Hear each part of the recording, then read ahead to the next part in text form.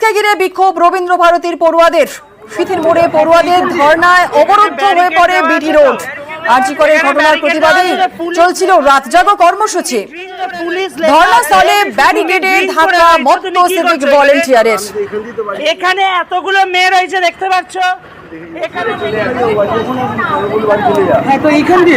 এখানে ব্যারিকেড দেওয়া আছে, তো এখানে ব্যারিকেড দেওয়া আছে, পুলিশ লেখা আছে, তুমি ড্রিঙ্ক, পুলিশ লেখা আছে, তুমি ড্রিঙ্ক করে রয়েছো, তুমি কি করছো এখানে?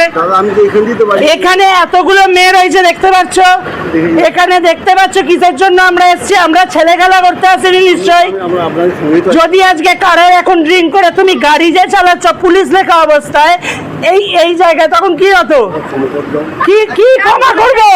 এখানে তো ক্ষমা করে করে আজকে এই জায়গায় এসছে। আজকে এই যে নাম্বারটা এইটা, আর আজকে ক্ষমা করে করেই তো আজকে এই পরিস্থিতি। এখানে পুলিশ লেখা, উনি ড্রিঙ্ক করছে, উনি ড্রিঙ্ক করে কি করে চালাচ্ছে? এতগুলো ছেলে মেয়ে রয়েছে। না স্যার বলুন, দাঁড়ান আপনি। বাহ বাহ,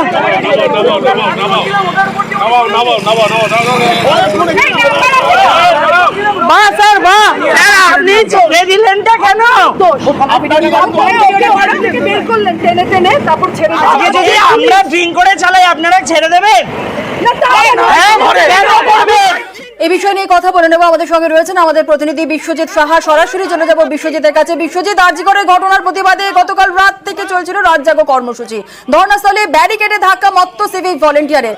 গতকাল রাত থেকে আজ সকাল পর্যন্ত ঠিক কি ঘটলো, কি হয়েছিল?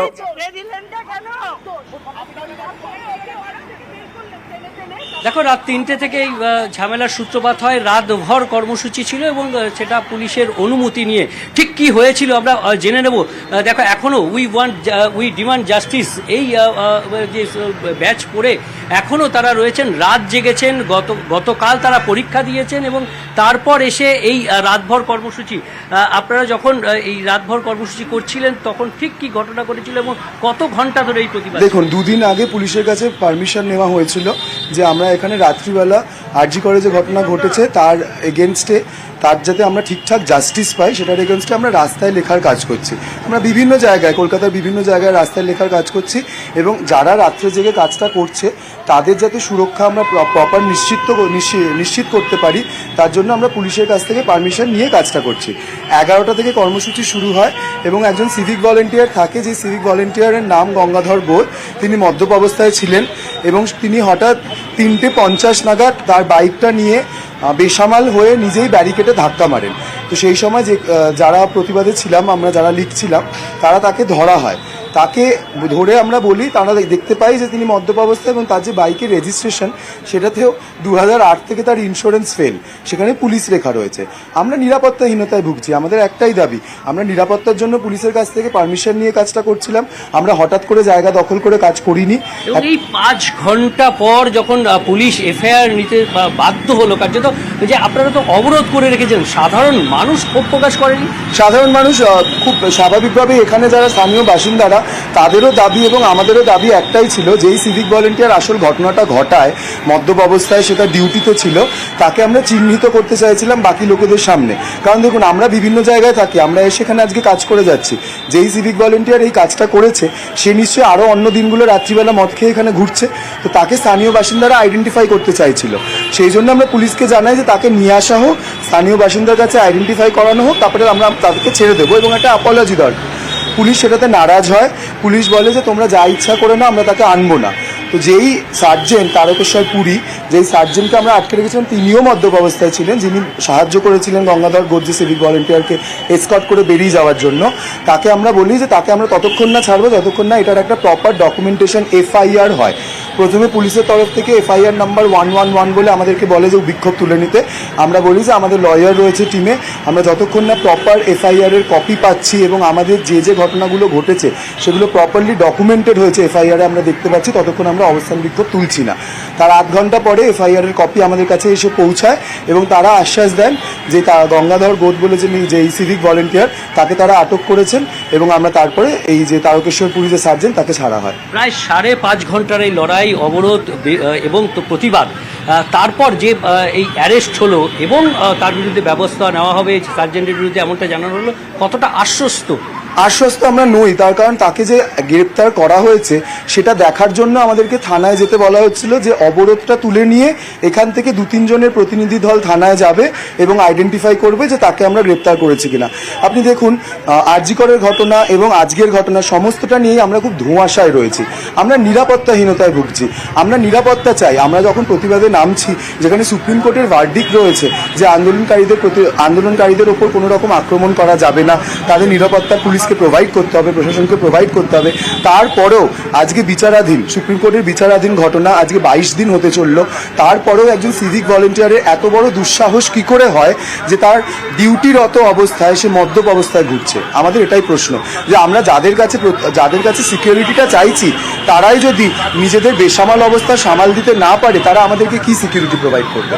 একদমই যে এই যে নিরাপত্তার দাবি, এই যে জাস্টিস ফর আরজি কর, তার জন্য প্রতিবাদে নামা এবং আদালতের নির্দেশ থাকা সত্ত্বেও তারপরও পুলিশের কাছ থেকে এই ধরনের ব্যবহার, এটাতেই ক্ষুব্ধ রবীন্দ্রভারতী বিশ্ববিদ্যালয়ের ছাত্রছাত্রী। তারা গতকাল পরীক্ষা দিয়েছেন, তারপর রাত জেগে এই কর্মসূচি করেছেন এবং তারপর এখনও তারা সেই প্রতিবাদের লড়াইয়ে সামিল আছেন এবং তারা চাইছেন যে সমাজ থেকে যাতে এই ধরনের আতঙ্ক ভয় এটা কাটে, কারণ এখনো সেই আতঙ্ক, সেই ভয় রয়ে গেছে এবং জাস্টিসের প্রতীক্ষায় ছাত্রছাত্রী। একেবারে ধন্যবাদ বিশ্বজিৎ। হ্যাঁ, তো এখানে ব্যারিকেড দেওয়া আছে, তো এখানে ব্যারিকেড দেওয়া আছে, পুলিশ লেখা আছে, তুমি পুলিশ লেখা আছে, তুমি ড্রিঙ্ক করে রয়েছো, তুমি কি করছো এখানে?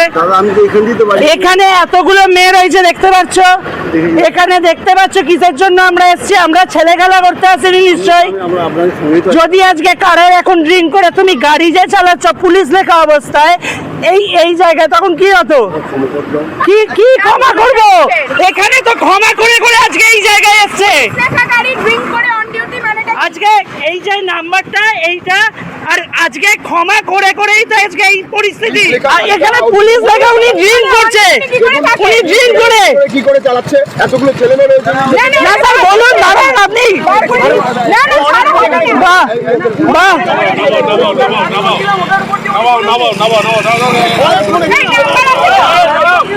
স্যার, বাহ, আপনি ছেড়ে দিলেনটা কেন? যদি আমরা ড্রিঙ্ক করে চালাই আপনারা ছেড়ে দেবেন? কেন করবেন?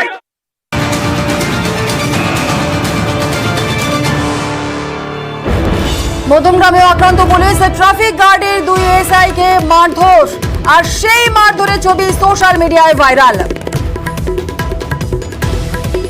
মধ্যমগ্রামে আক্রান্ত পুলিশ, ট্রাফিক গার্ডের 2 এসআই কে মারধরের ছবি সোশ্যাল মিডিয়ায় ভাইরাল। দেখছেন সেই ছবি।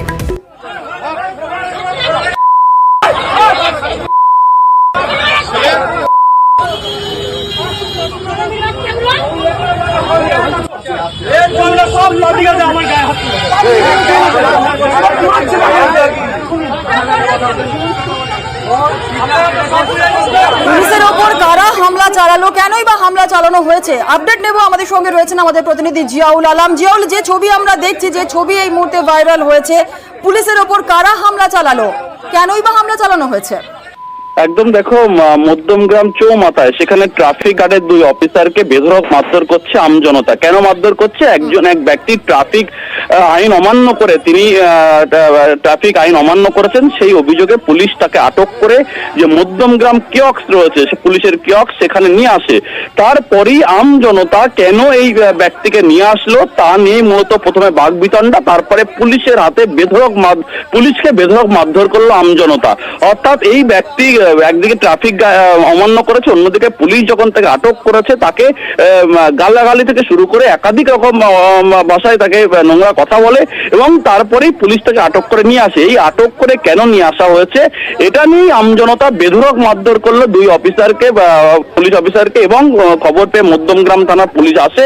কিন্তু কেন মারধর করলো, কি কারণে, সামান্য ঘটনা নিয়ে কেন পুলিশের উপরে গায়ে হাত তুললো সে উত্তর কিন্তু এখনো পাওয়া যায়নি। ইতিমধ্যেই সেই মারধরের ছবি ইতিমধ্যে ভাইরাল হয়েছে, ইতিমধ্যে বেশ কয়েকজনকে পুলিশ আটক করেছে।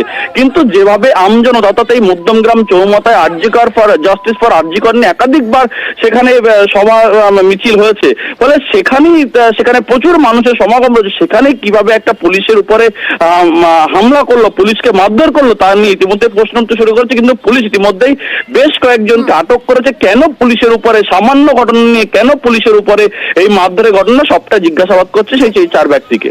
ধন্যবাদ।